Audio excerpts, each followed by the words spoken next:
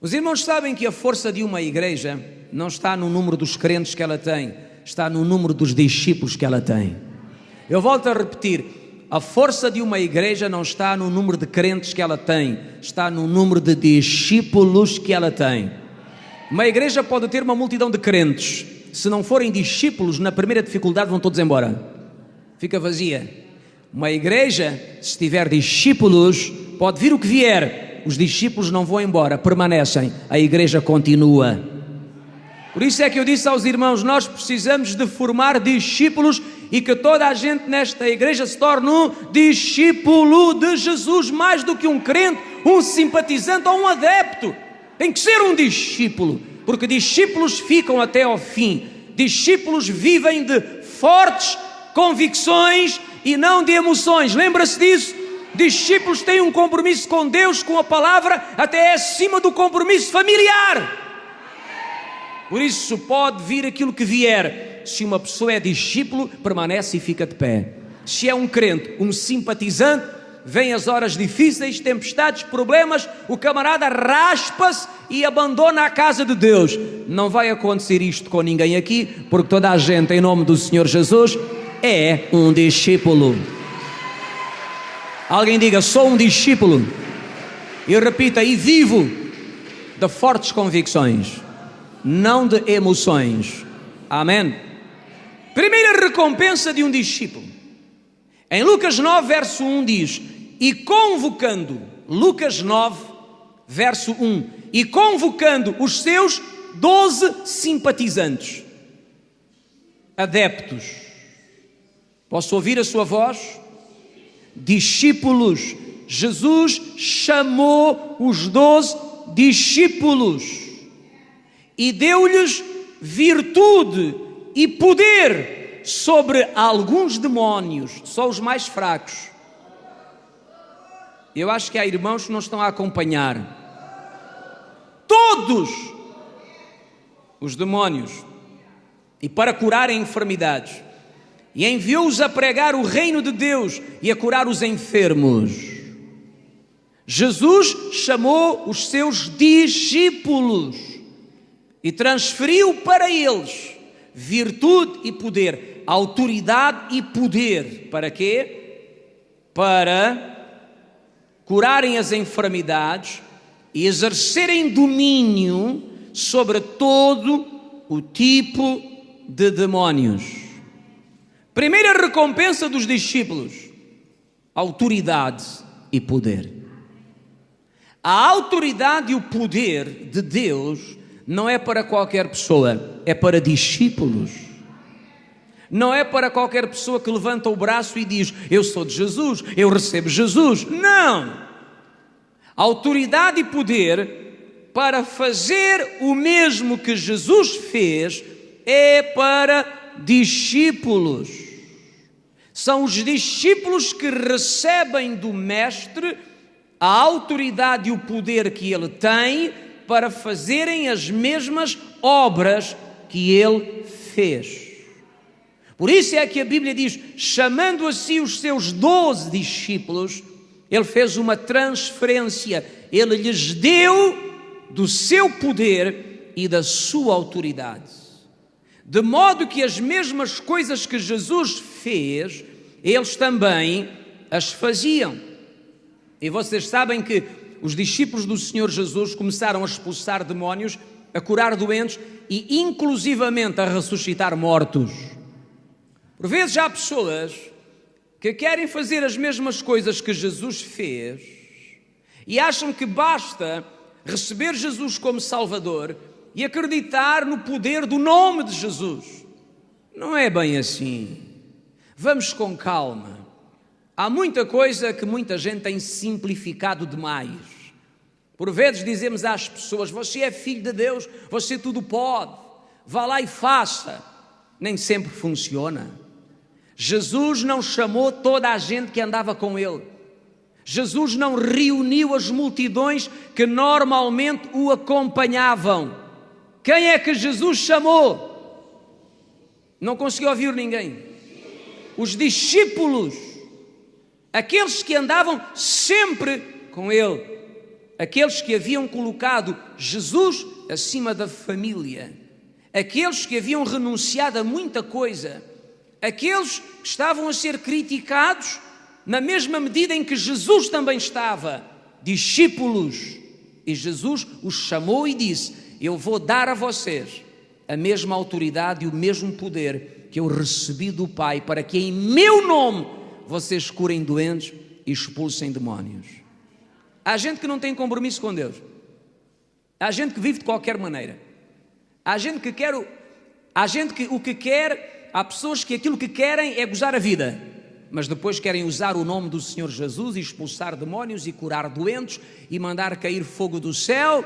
Vai aprender primeiro a ser discípulo. E depois de seres discípulo, então vem para receber o poder e a autoridade que há no nome do Senhor Jesus, para veres a glória de Deus se manifestar na tua vida.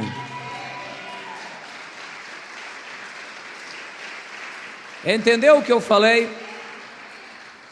Então, autoridade e poder são para discípulos, para pessoas comprometidas com Deus, para pessoas que de facto estão a caminhar no discipulado, pessoas que sacrificam, que renunciam, que se comprometem com a verdade. Estas são as pessoas a quem Deus dá de facto autoridade e poder real. Repitam comigo a expressão real, porque uma coisa é ter o poder e a autoridade legal. Há tanta gente que tem autoridade e poder legal. Eu conheço até pastores que têm, mas coloque-os à frente de um demónio, fogem com medo, expulsam, e o camarada diz: não saio. E é melhor que pares, porque senão vou começar a contar umas coisas da tua vida que ninguém sabe, nem a tua mulher. E o camarada raspa-se. Tem autoridade? Tem, legal. É filho de Deus, é lavado no sangue de Cristo, tem o Espírito Santo, tem autoridade legal. O problema é a autoridade real. E o que é a autoridade real? A autoridade real tem a legal, mas quando exercita essa autoridade legal, ela funciona. Quando diz em nome do Senhor Jesus sai, ele sai. Quando diz cala-te, ele cala-se. Quando ora, a presença de Deus move-se e alguma coisa acontece. Eu não estou a falar aqui de questões legais, eu estou a falar da realidade das coisas. Faz-me lembrar aquelas pessoas que estão sempre bem na crista da onda pela fé. É sempre pela fé, pela fé. Já estou cansado de gente abençoada pela fé. Pela fé têm tudo, pela fé estão bem, pela fé estão por cima. Queremos ver na realidade, no real. Eu disse no real, porque pela fé, como é que vai, irmão? Pela fé estou muito bem, e no real, quase morto. Como é que vão os seus negócios? Pela fé estão a prosperar, e no real, falido. Como é que vai essa saúde? Pela fé já estou curado pelas chagas de Cristo, e no real, há 20 anos que não consigo endireitar as costas. Há gente que só está em vitória pela fé. Mas e no real? Nós não fomos salvos pelo Senhor Jesus para apenas sermos abençoados pela fé. É também para desfrutar na realidade da nossa vida os benefícios do Senhor. Alguém me entende? Eu não sou contra a fé, mas é bom nós vermos as pessoas a viverem a realidade das coisas. Já agora, os irmãos já repararam quantas pessoas Jesus curou pela fé? Quantas pessoas o Senhor Jesus mandou embora dizendo: vai embora, você leva uma semente de cura dentro de si, e agora acredite que já tem o que não vê, o que não sente. E qualquer dia, não sei quando, talvez nem eu já cá esteja, há de se manifestar. Fé é assim. Não estou a dizer que não funciona, Estou a dizer que 99% das obras que Jesus fez não foi através do princípio da fé, garanto-vos. E se alguém conseguir provar o contrário, que o prove, não consegue. Porque aquilo que Jesus fazia acontecia imediatamente, tirando 2 ou 3 exceções que estão narradas na Bíblia, como os 10 leprosos, o centurião de Cafarnaum, mais um caso ou outro, porque de resto acontecia na hora, no momento. A pessoa tocava e não ficava à espera da manifestação, recebia a manifestação. Jesus tocava e manifestava-se naquela hora o milagre. Nós temos que viver não apenas... Como é que eu vou explicar isto aos irmãos para não vos confundir? Nós temos que viver a nossa vida desfrutando da bênção do Senhor, não só pela fé. Temos que viver também a realidade das coisas. Porque, ora bolas, pela fé somos os maiores, pela fé vai tudo bem, pela fé nada nos falta, e andamos uma vida inteira doentes, cheios de necessidades e problemas, mas pela fé, pela fé, pela fé, pela fé. Então, e a realidade das coisas? Não há, não existe.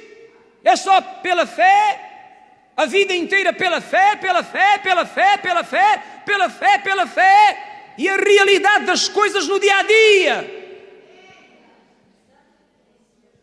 Ou será que uma semente fica a vida inteira à espera de dar fruto? Não, há um tempo certo para a semente dar fruto, e ela dá o fruto, e o homem colhe do fruto e satisfaz-se do fruto da semente. Tem que ser assim na nossa vida. E diga aos irmãos, e quando não é, alguma coisa não bate bem, alguma coisa nós precisamos de mudar na nossa vida, porque não podemos viver abençoados e em vitória e por cima e por cabeça só pela fé. Temos que o viver na realidade das coisas, na essência das coisas. Amém? Há aqui alguém hoje que pode levantar o braço e dizer: pastor, eu estou bem, não pela fé, na realidade. Eu estou com saúde, não pela fé, na realidade. Pastor, eu estou próspero, não pela fé, na realidade. De facto, qualquer pessoa que passe por mim, que vá ver a minha vida, vai constatar que de facto a bênção de Deus está derramada sobre mim.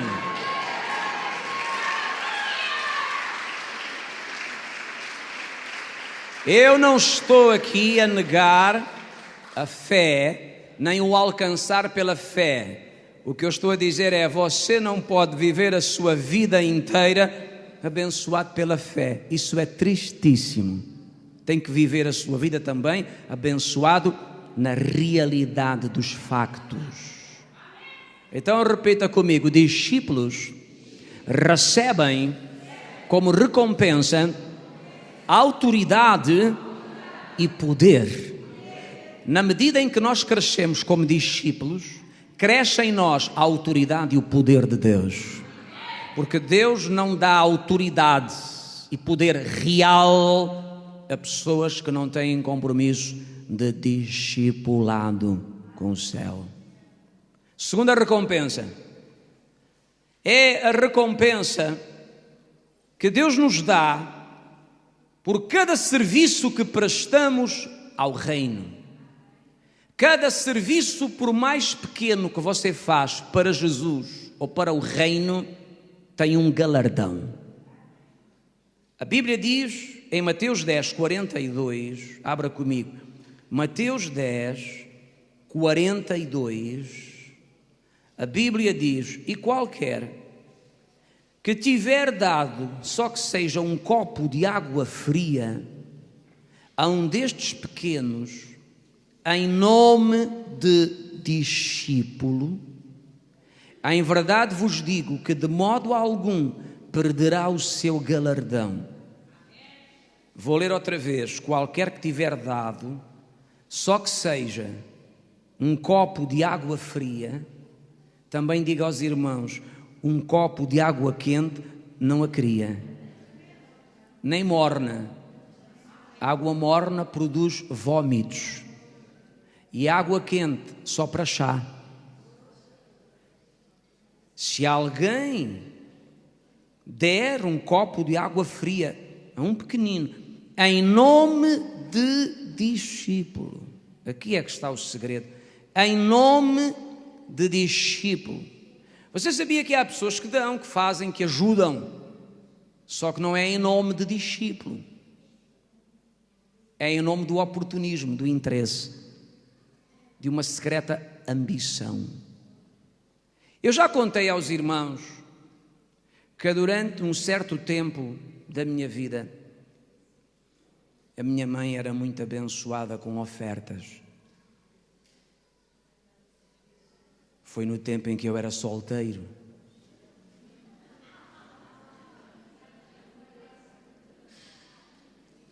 Quando comecei a namorar,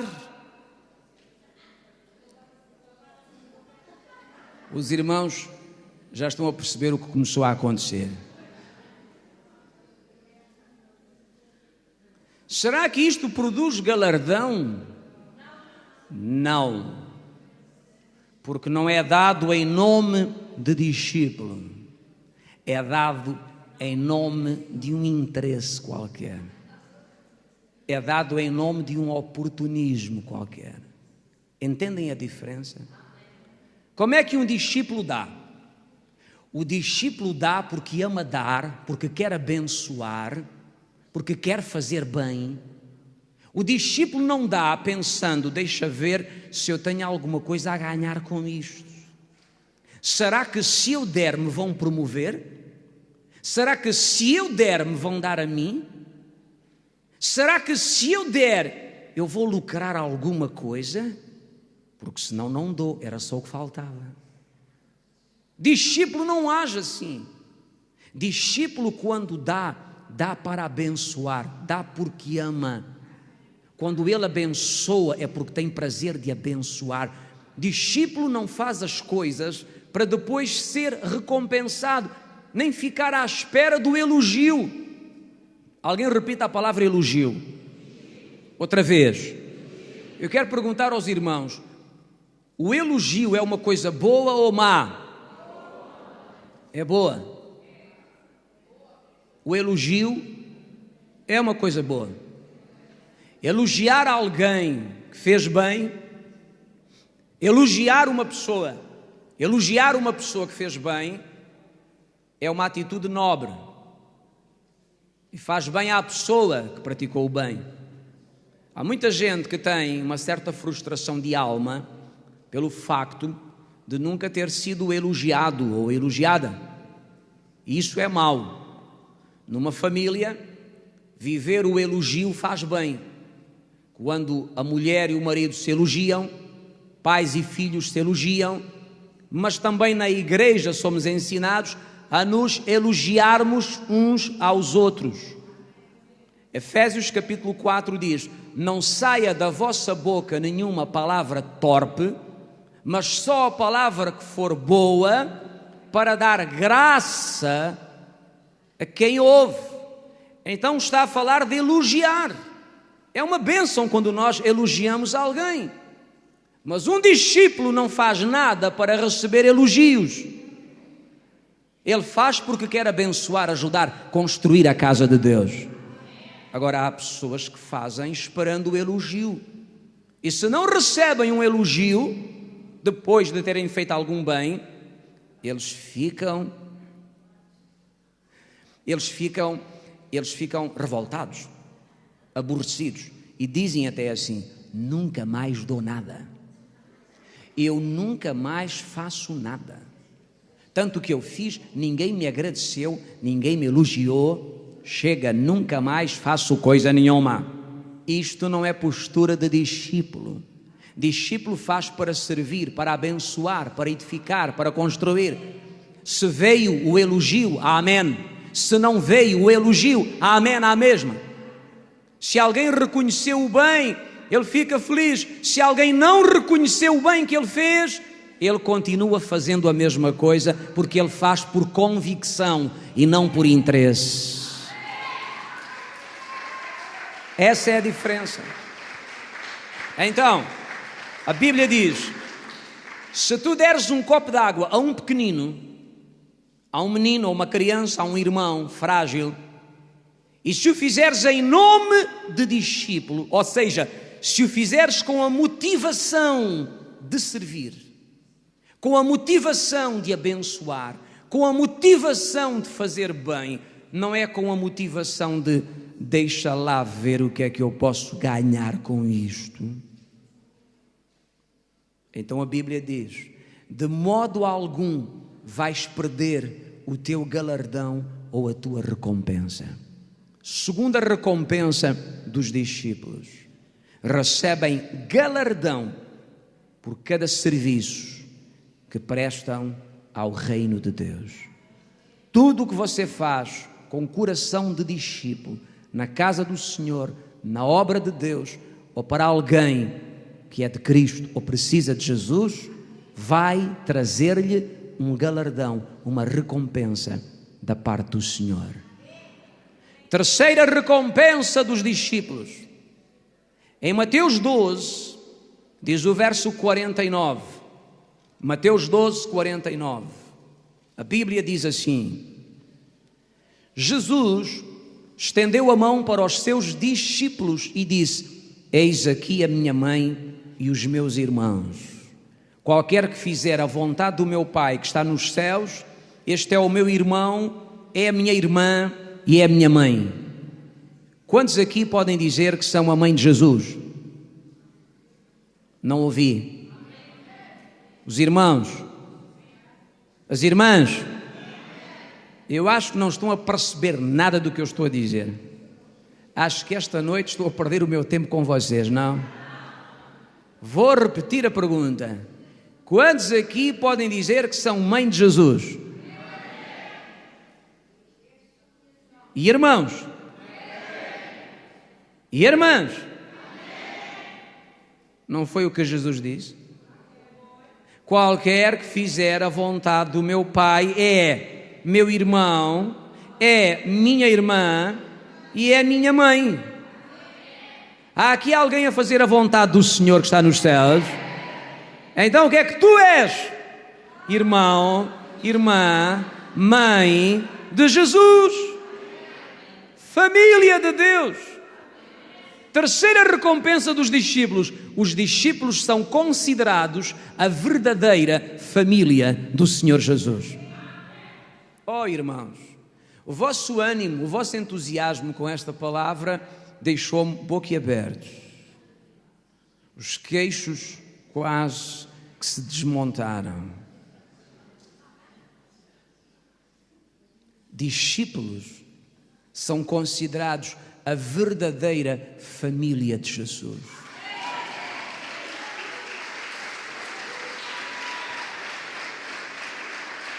Não é qualquer pessoa que Jesus considera a sua família. Jesus estava num certo lugar a ensinar a palavra e a mãe chegou, Maria, e os seus filhos, irmãos de Jesus.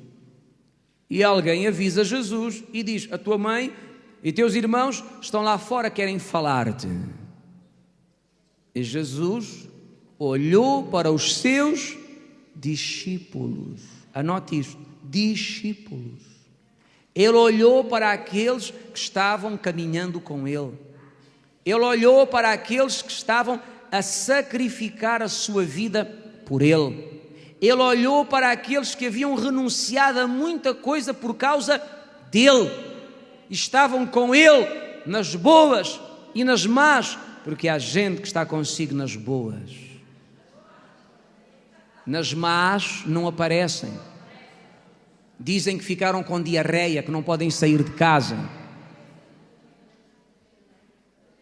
E Jesus diz: a minha mãe e os meus irmãos, a minha verdadeira família, não são aqueles que estão ali fora, que me criticam, que me ofendem muitas vezes, que não me compreendem e que não fazem a vontade do meu Pai que está nos céus. A minha verdadeira família são estes discípulos que caminham comigo todos os dias e que estão presentes nos bons e nos maus momentos e têm renunciado a muita coisa para estar ao meu lado e me ajudar no meu ministério. Estes são de facto a minha verdadeira família. Que recompensa!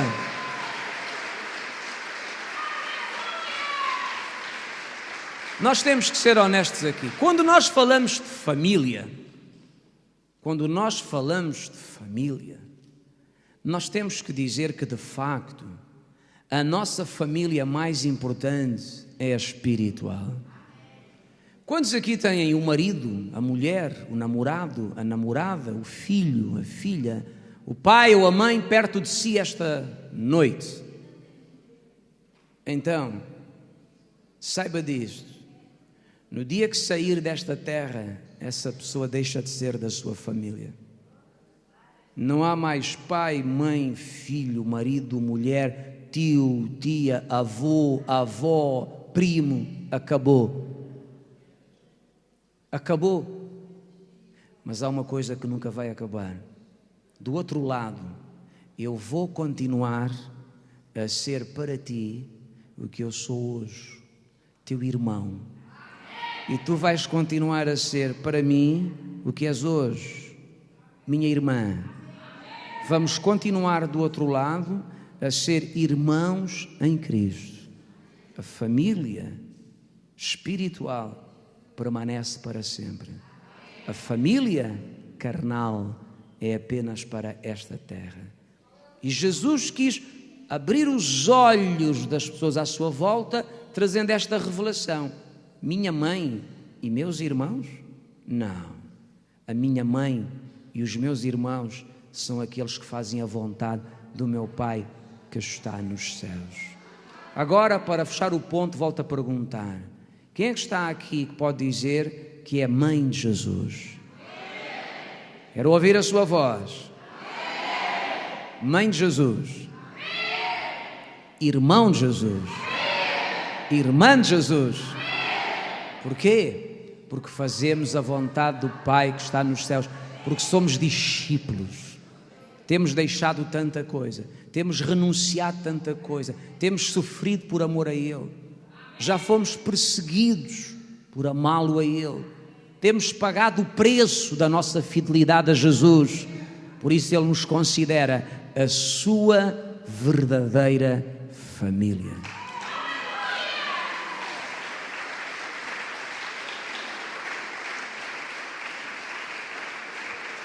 Quarta recompensa de um discípulo. Em Mateus 13, nós vamos encontrar algo muito estranho. Mateus 13, verso 10. A quarta recompensa de um discípulo diz que um nível superior de entendimento espiritual das verdades de Deus vem aos discípulos. Em Mateus 13, verso 10, a Bíblia diz: acercando-se dele, os discípulos disseram: porque lhes falas por parábolas? Anote bem isto. Jesus, quando falava às pessoas, não explicava o que queria dizer. Quando Jesus pregava publicamente, ele não abria a revelação com as pessoas. Ele falava por parábolas, por histórias. Ouviram o que eu disse? Ou não ouviram? Jesus não explicava abertamente os seus ensinos em público. E os discípulos repararam nisso.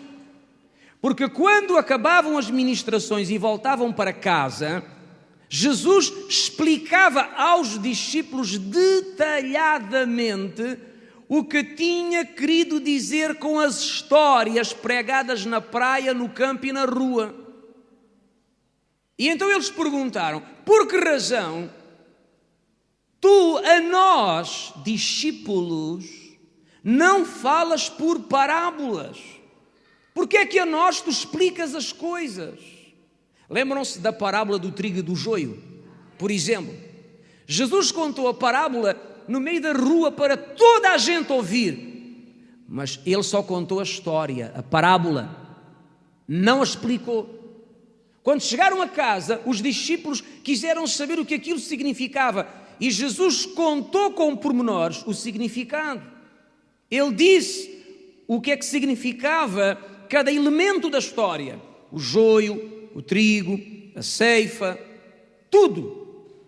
E os discípulos perceberam que Jesus não contava para fora aquilo que lhes contava a eles. E sabe o que é que diz no verso a seguir? A resposta de Jesus. Verso 11: a vós vos é dado conhecer os mistérios do reino dos céus, mas a eles não lhes é dado, porque aquele que tem se dará e terá em abundância, mas aquele que não tem, até aquilo que tem lhe será tirado. Que estranho isto! Jesus não explicava detalhadamente os seus ensinos àqueles que não eram discípulos, e isto leva-me a uma conclusão, e fique apenas com isto, porque eu não quero entrar mais profundamente neste assunto hoje. Mas os discípulos alcançam um nível superior de entendimento das Escrituras.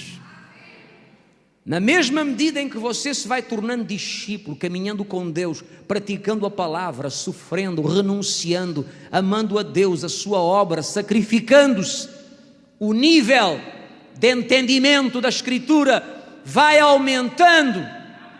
E diga aos irmãos aqui hoje, não pense que você vai adquirir mais entendimento espiritual apenas porque lê a Bíblia, ou porque vai ouvir um doutor em teologia. Ouça bem o que eu lhe vou dizer. A Bíblia diz que Deus nos abre o entendimento por meio do seu Espírito Santo. Se Deus não nos abrir o entendimento, vamos saber amanhã pouco mais do que sabemos hoje. Por isso é que Jesus orou e disse: ó Pai, dou-te graças porque ocultaste estas coisas aos sábios e entendidos e as revelaste aos pequeninos. As revelaste, abriste o entendimento. E os discípulos, aqueles que são discípulos, eu não estou a falar para simpatizantes e adeptos, eu não estou a falar para pessoas que vêm aqui de vez em quando a vida vai mal, eu estou a falar para pessoas que têm um compromisso com Deus. É no calor, é no frio, é na chuva, é no sol escaldante, é no gelo, é na geada, é na trovoada, eles cá estão. É na vida daqueles que se comprometem, são perseguidos, são criticados, são injuriados, mas eles continuam caminhando, defendem o nome de Jesus, são perseguidos e não recuam, dão testemunho do Senhor, são discípulos. E aos discípulos Deus abre o entendimento, Deus dá uma capacidade de entender a Escritura de uma forma superior. Tu vais entender, tu vais compreender. Os 12 entendiam coisas que mais ninguém entendia.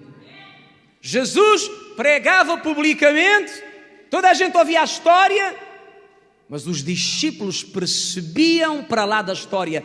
Eles conseguiam entender o que é que Jesus queria dizer com aquela história, e quando não entendiam claramente diziam: explica-nos. E Jesus se assentava e explicava-lhes, porque discípulos têm direito a um nível superior de entendimento espiritual da Escritura, da palavra do Senhor. Alguém entende porque é bom ser um discípulo de facto? Porque há coisas, eu disse a vocês durante estas 10 semanas, há coisas que nunca vão acontecer a pessoas que não são discípulos. Há benefícios, há bênçãos, há mistérios que só se manifestam na vida de pessoas que são de facto discípulos de Jesus. Alguém diga discípulos. E agora deixe-me soltar uma máxima que nós criámos aqui na primeira noite da escola de discípulos. Uma vez discípulo, uma vez discípulo. O que é que isto quer dizer? Se és um discípulo, nunca mais recues na tua caminhada, nunca mais desistas. Aqui há algum discípulo? Mantenha o seu braço levantado se és um discípulo. Já sofreste por seres discípulo? Já tiveste que renunciar? Já foste criticado, enxutado, mal falado? Já sofreste por causa da fé? Sim ou não, discípulo? Mas é ou não é verdade que o Senhor tem cuidado de ti? É ou não é verdade que à medida que vais caminhando com Deus, tu vais entendendo as coisas de Deus de uma maneira que tu não entendias antes, e na medida em que tens caminhado, a tua compreensão espiritual tem aumentado. Porquê? Porque és um discípulo, e essa é uma das recompensas dos discípulos. Sabe o que eu acho? Acho que nós devemos celebrar a nossa condição. Se há aqui algum discípulo, tem 30 segundos para se alegrar no Senhor, dançar uma giga rapidamente e bem dizer o nome do seu Deus, porque Ele é bom e tem feito bem à sua vida. A partir de agora, vai!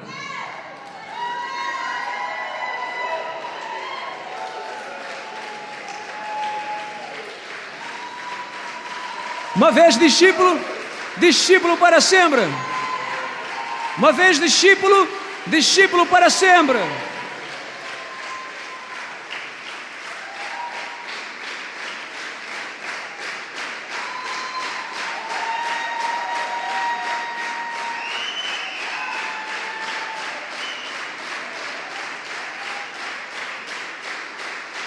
Alguém faça isto comigo. Isto significa abrir os olhos para compreender as coisas que vêm da parte do Senhor. Pode tomar o seu lugar e sentar-se. A quinta recompensa de um discípulo é a revelação de coisas que hão de acontecer. Eu vou-lhe explicar a diferença entre entendimento espiritual e revelação. O entendimento espiritual é de coisas que aconteceram ou da palavra escrita. A revelação é saber sobrenaturalmente a respeito de coisas que vão acontecer, que vão passar-se, ou que estão ocultas e só por Deus se conseguem ver. E sabe que os discípulos têm direito, ou é uma recompensa dos discípulos, obter revelação de coisas que devem acontecer. Há coisas que nós, os discípulos, sabemos, que por vezes pessoas ao nosso lado não conseguem saber. Há coisas que acontecem na igreja que nós vemos e gente ao nosso lado está cego, não vê nada. Há momentos na reunião que os olhos dos discípulos começam a ver coisas que os outros à volta não veem nada. E nós dizemos, não estás a ver? Aonde? E não veem, não percebem. Conhecem aquele provérbio de estar na aldeia e não ver as casas? Discípulos, quando estão na aldeia, veem as casas. Revelação. Não só entendimento, mas revelação. Eles veem e sabem de coisas que só se pode ver e saber pelo Espírito de Deus. Em Mateus 16, verso 21, a Bíblia diz, desde então, começou Jesus a mostrar aos discípulos que convinha ir a Jerusalém e padecer muito dos anciãos e dos principais dos sacerdotes e dos escribas e ser morto e ressuscitar ao terceiro dia. Deixe-me contar isto.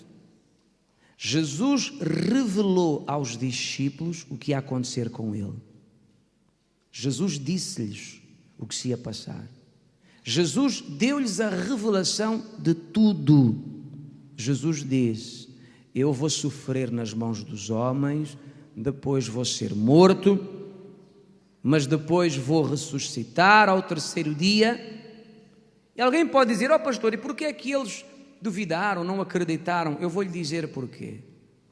Não é uma questão de não acreditar, é uma questão de não querer aceitar.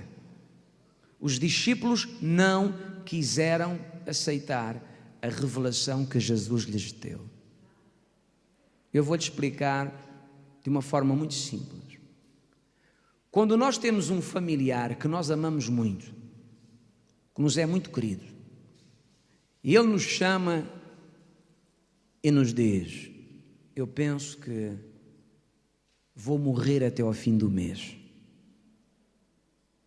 Nós não aceitamos. O que é que nós dizemos? Cala a boca, não diga asneiras. Vai morrer o quê? Você vai viver, vai agora morrer.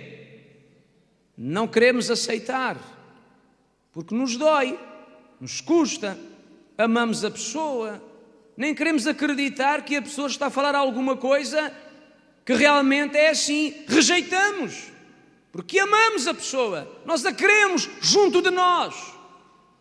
Quando Jesus disse aos discípulos: eu vou ser preso, vou sofrer nas mãos dos sacerdotes desta cidade, depois vou ser morto e então vou ressuscitar ao terceiro dia. Eles não aceitaram. Eles disseram: o quê? Nem pensar. Não aceitamos isso. Está amarrado em nome de Jesus. Era só o que faltava. Morrer. Qual morrer? Sofrer. Qual sofrer? Não! Porque eles não queriam perder Jesus.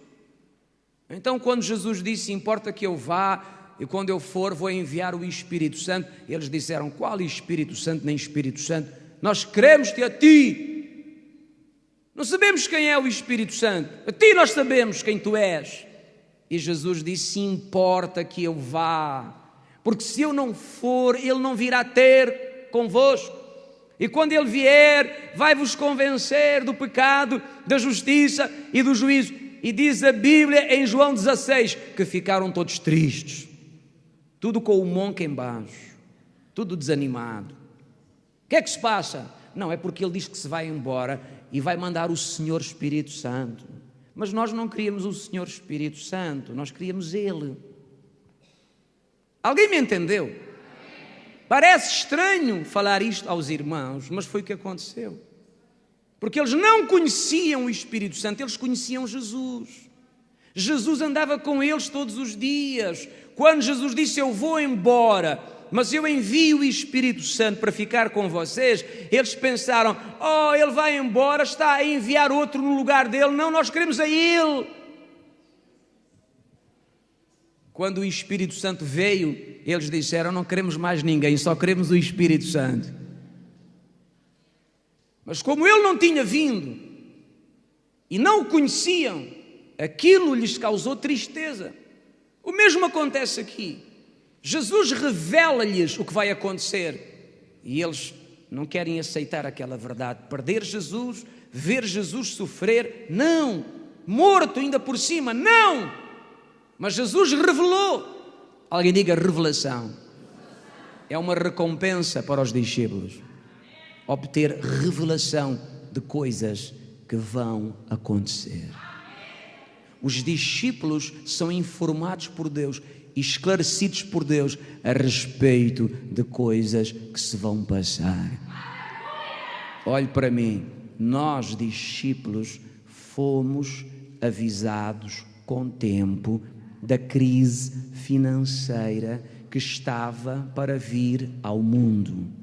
Nós, os discípulos, fomos avisados, ficámos a saber daquilo que ia acontecer e fomos também avisados de que nada nos irá faltar no tempo da manifestação do cavaleiro, do cavalo preto. E porquê é que obtivemos essa revelação de coisas que estavam para acontecer? Porque Deus traz aos discípulos esta revelação.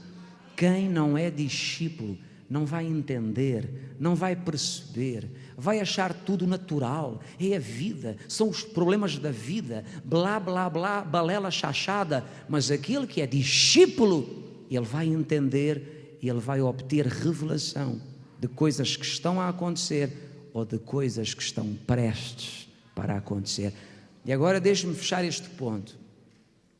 Os verdadeiros discípulos, eles já estão a ter um vislumbre de alguma coisa que está prestes a acontecer. Já estão a ver. Eles leem nas entrelinhas. Eles apercebem-se sobrenaturalmente. Sabe do que é que eu estou a falar? Não sabe. Sabe da vinda em glória, poder e majestade de Jesus, o Senhor da igreja. Quantos irmãos e irmãs aqui conseguem ter essa percepção de que nós estamos no fim dos tempos? De que aquilo que Jesus disse, como foi nos dias de Noé, assim há de ser nos dias da minha volta, do meu regresso. E é isso que estamos a sentir que está a acontecer. Mas quem é que consegue entender e perceber isto? Discípulos, não simpatizantes nem adeptos, porque discípulos têm como recompensa uma revelação de coisas que estão a acontecer ou que devem vir a acontecer. Sexta recompensa, eu vou chamar assim, a realização de tarefas especiais e significativas. Há aqui alguém que está pronto para ser usado por Deus para fazer alguma proeza que vai abalar a cidade, que vai abalar a região, que vai tocar o país? Está pronto? Nunca se sabe, mas tem que ser discípulo. Em Atos 9, verso 10, lemos a história de um homem chamado Ananias. Atos 9 e verso 10 diz: havia em Damasco um discípulo chamado Ananias. O que é que este homem era? Discípulo. E disse o Senhor em visão: Ananias. E ele respondeu: eis-me aqui, Senhor. O Senhor disse: levanta-te, vai à rua chamada direita, pergunta em casa de Judas por um homem de Tarso chamado Saulo. Ele está orando. Quem era Ananias? Era um discípulo. E para a sua informação, Deus serviu-se de um discípulo chamado Ananias para marcar a história da igreja. De que modo, pastor? Deus serviu-se de Ananias para orar por Saulo de Tarso, para que este recuperasse a vista e fosse salvo. E Saulo de Tarso, Paulo o apóstolo, tocou a vida da igreja do Senhor Jesus para sempre. Ainda hoje o apóstolo Paulo continua a tocar a vida da igreja através das suas cartas, que são a parte mais importante de toda a Bíblia.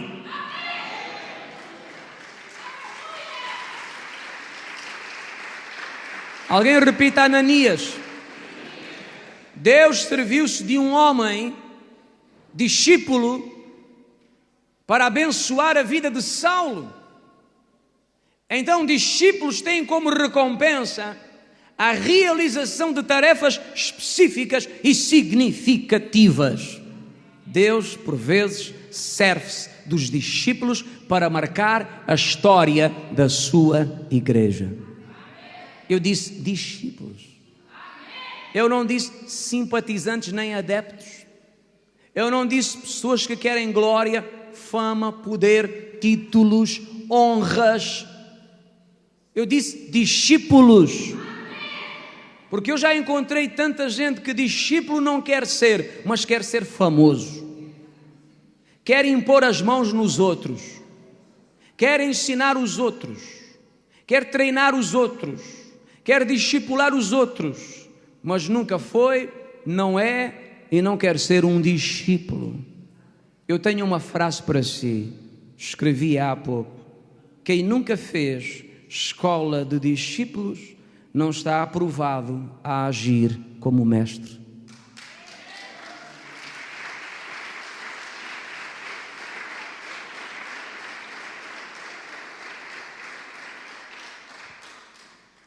Entendeu a frase? Como é que eu posso dar uma coisa que eu não vivi, que eu não experimentei? Como é que eu posso falar aos outros a respeito de uma coisa que eu não tenho para mim? Como é que eu posso ensinar aos outros a respeito daquilo que eu não vivo, que eu não pratico, que eu não sou? Por isso é que São Paulo diz: quem não sabe cuidar da sua casa, não pode cuidar da casa de Deus. Se não sabe cuidar da sua, como é que vai cuidar da casa de Deus? Então, antes de ser mestre, tem que ser discípulo. Antes de ensinar, tem que ser ensinados. Antes de curar, tem que ser curados. Entende? Antes de dar a outros, tem que receber para que possa dar. Antes de libertar, tem que ser libertos. Antes de dizer aos outros, sirvam a Deus e honrem-me, essa pessoa tem que servir ao Senhor e tem que honrar a outros primeiro. Quem não tem escola de discípulo não pode ser mestre. E hoje há tanta gente por aí que anda de igreja em igreja à procura de quem os promova, de quem lhes dê um papel. Não sei para que é que querem o papel. Não têm papel em casa, na casa de banho? De igreja em igreja à procura de um papel, de um canudo. Eu lembro-me do meu saudoso pai. Cada vez em quando encontrava uns cromos que se haviam formado pastores. Daqueles que não têm nada, nunca tiveram, não tinham e não se vislumbrava que viessem a ter. Mas quando apanhavam o canudo, o papel, começavam a babar pelos cantos da boca: já sou pastor. E o meu pai costumava dizer: bem, o irmão agora, lá na sua igreja, já estou a imaginar, o irmão agora põe o diploma, põe o canudo lá numa parede, ou junto ao púlpito onde prega, e o poder de Deus começa a vir pelo canudo, começa a descer pelo diploma. Alguém entendeu? Não? Entendeu? O poder de Deus não vem por canudos nem por títulos. Vem por se ter um compromisso com o céu e ter-se uma chamada divina.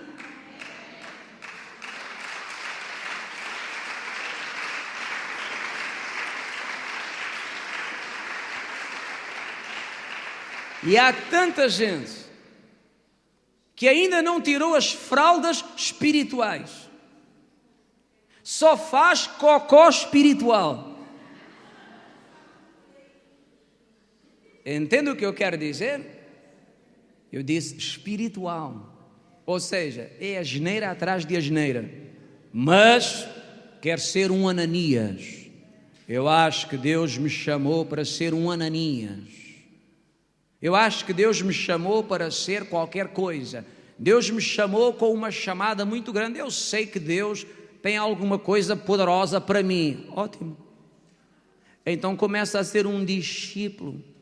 Engraxa aqui as botas. Lava aqui o chão. Ah, não. Isso não é coisa para mim. Deus tem alguma coisa muito superior para mim. Pois é, Jesus, antes de começar a consertar pessoas, Ele começou a consertar as cadeiras e as mesas e as camas na oficina do seu pai José. Deus nunca promove pessoas que não estão disponíveis a começar de baixo.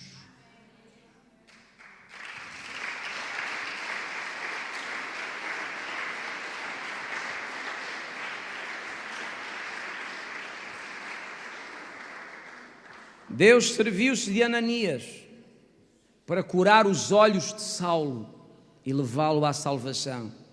Mas eu pergunto aos irmãos, quem era Ananias? Veja no verso 10, quem era Ananias?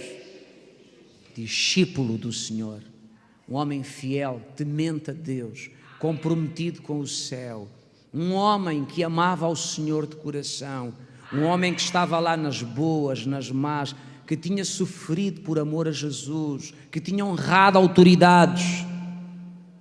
E Deus serviu-se deste discípulo para fazer de Saulo um discípulo. Seja um discípulo e Deus vai servir-se de si para alguma coisa que vai trazer bênção à vida de alguém e ao reino dos céus.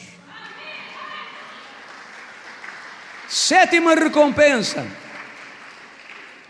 e última. Sétima recompensa e última.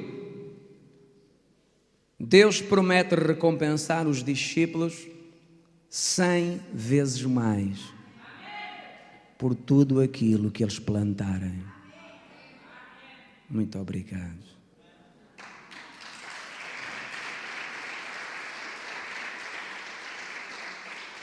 Em Marcos 10, verso 29.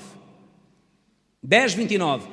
Jesus respondeu e disse: em verdade vos digo que ninguém há que tenha deixado casa, irmãos, irmãs, pai, mãe, mulher, filhos, campos, por amor de mim e do Evangelho, que não receba 100 vezes tanto, já neste tempo, em casas, irmãos, irmãs, mães, filhos, campos, com perseguições, e no futuro a vida eterna. Alguém diga 100, alguém diga 100 vezes mais. Eu já disse aos irmãos aqui, a medida de um discípulo é 100 vezes mais. Então, por favor, não venha para aí dizer 100 vezes mais para mim, 100 vezes mais para mim, 100 vezes mais para mim. 100 vezes mais o quê? 100 vezes mais é para discípulos. Porque há pessoas que só leem parte dos versos, têm que ler o contexto todo, por favor. Capiche? Verso 30 diz que não receba 100 vezes tanto. E as pessoas gritam 100 vezes tanto, 100 vezes tanto, 100 vezes tanto. Ótimo. Leia lá primeiro o 29. Deixou a casa, deixou os irmãos, deixou as irmãs, deixou o pai, deixou a mãe, deixou a mulher. Não é divorciar-se. Significa outra coisa. Significa que por vezes, por causa da obra de Deus, a pessoa tem que passar menos tempo com a esposa e mais tempo com Deus. Até com os filhos. Não é divórcio. Não é como certas pessoas que põem na cabeça que tem que ser tudo para Jesus e nada para a família. Os filhos, ao morrer à míngua com falta do pai e da mãe, e o pai e a mãe na igreja, de manhã, à tarde, à noite e de madrugada.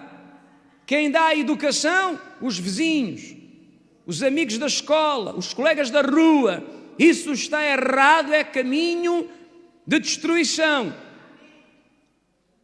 A Bíblia ensina-nos que pais devem cuidar de filhos e que o marido tem que cuidar da mulher e a mulher do marido. E devem agradar um ao outro. E como eu disse uma quarta-feira ali na Penha, quando falamos para a família, temos que lembrar o que Jesus diz: o homem não vive só de pão, mas da palavra que vem da boca de Deus. Atenção, não vive só de pão, mas também vive de pão.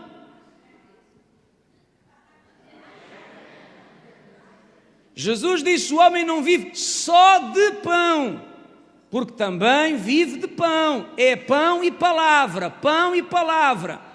Ou melhor dizendo, um bocadinho de carne e palavra. Alguém repita comigo: num casamento tem que haver carne.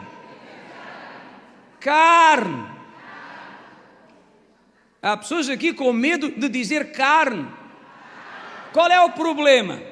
Já estão arrumados, não funcionam? Carne. Não tenho tempo, pastor. Tenho que orar, expulsar demónios, interceder. E o casamento rebenta-se por falta de carne. É tanta palavra, mas não há carne. Tem que haver palavra, mas tem que haver carne. Palavra e pão. O que Jesus quis dizer foi: o homem não vive só de uma coisa, não só de pão, não só de coisas naturais, também tem que viver de coisas espirituais. Mas há gente que distorce a palavra e diz: irmãos, é só palavra, é só oração, é só vigília, é só intercessão, é só unção, é só igreja e nada mais. No dia que a mulher diz: amor, nós devíamos sair, aproveitar um pouquinho do verão, das férias, diz ele: para trás de mim, Satanás.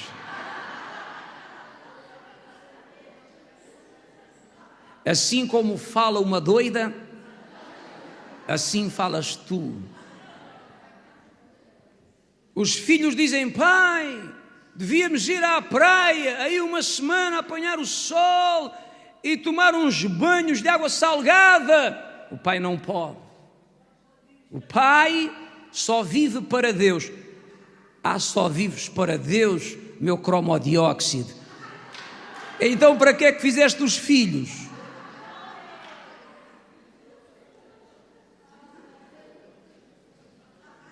Palavra e pão, carne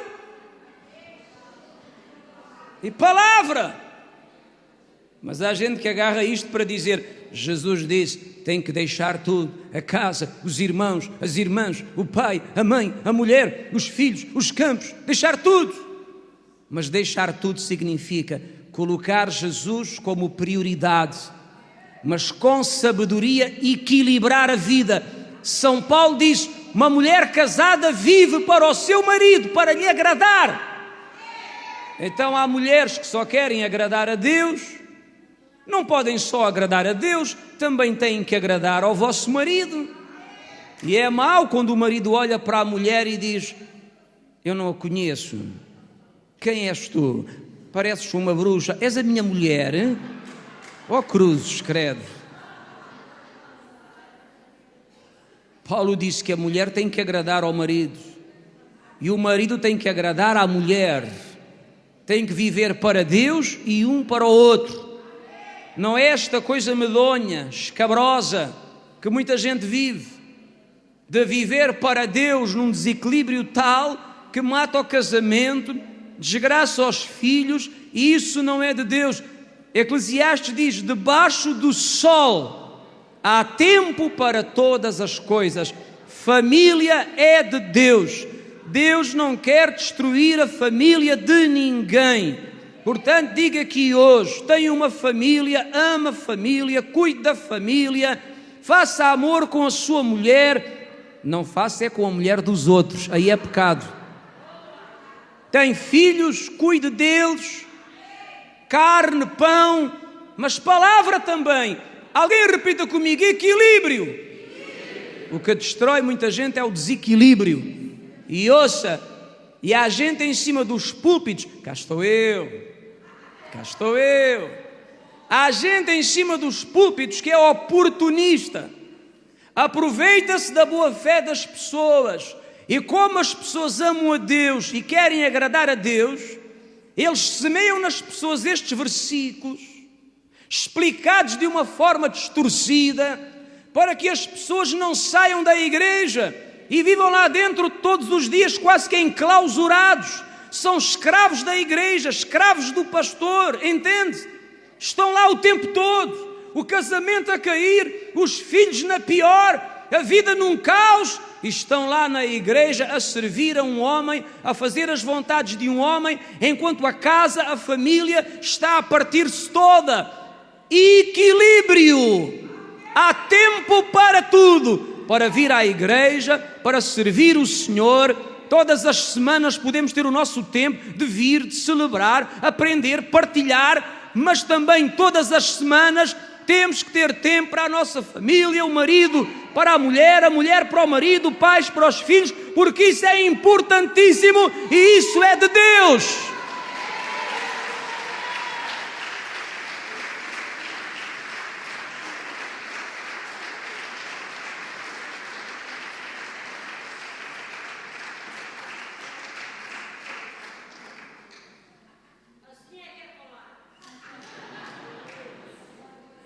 Porquê é que eu estou a dizer isto? Porque eu sei de pessoas que usam esta palavra para pressionar as pessoas e esmagá-las, Isso não é justo.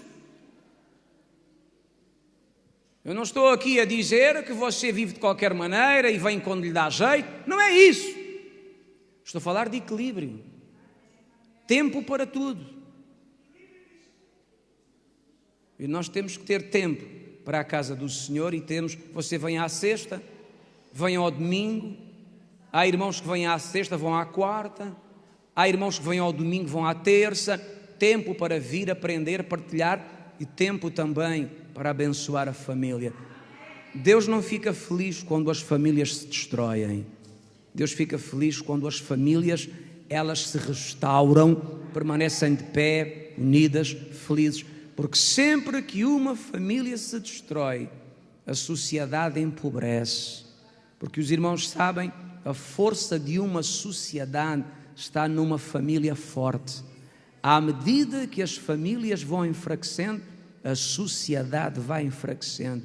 E depois reparem, nós hoje vemos tanta criança ferida na alma, perturbada emocionalmente, porque tem uma família toda despedaçada. O pai num lado, a mãe no outro lado, tem dois pais ou duas mães, porque os pais já se apartaram e cada um refez a sua vida, e uns vivem no jogo do empurra, fica tu com ele, fica tu com ela, não me dá jeito, tenho que ir para a concentração, tenho que ir para a farra, tenho uma bebedeira amanhã. E as crianças crescem percebendo que estão a mais, que são um peso, falta estrutura, falta educação, falta princípios, faltam valores, e depois as coisas acabam como nós vivemos nos dias de hoje. É muito triste. Eu digo aos irmãos, nós como igreja não podemos contribuir para isso. Nós como igreja temos que defender uma instituição valiosa e importante que foi o nosso Pai que criou. Chama-se família. Vamos dar um aplauso ao Deus da família.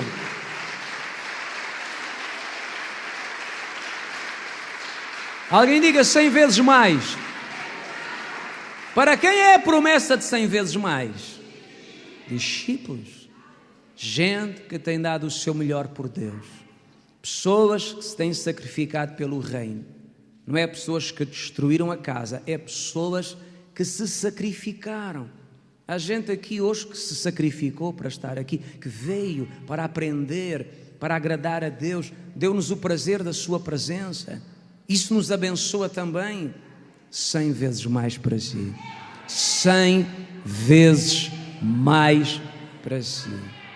E esta noite, sexta-feira, repare, eu disse que ia falar de recompensas, a casa quase que encheu. Houve aí umas semanas que eu falei, irmãos, sexta-feira à noite, os irmãos tragam Iredoide.